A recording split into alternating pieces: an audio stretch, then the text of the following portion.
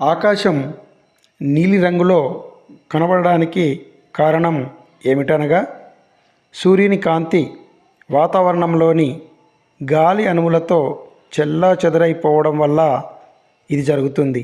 అనగా light scattering వల్ల ఆకాశం నీలిరంగులో కనబడుతుంది. దీనిని రేలీ అనే శాస్త్రవేత్త ముందుగా కనిపెట్టాడు. అందుకే దీనిని రేలీ స్కాటరింగ్ అని అంటాం.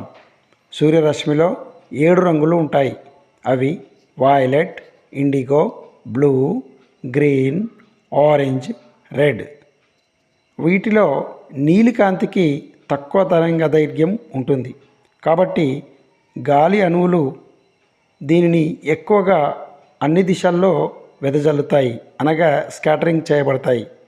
ఇతర రంగుల కంటే నీలిరంగు కాంతి ఎక్కువగా స్కాటరింగ్ జరుగుతుంది.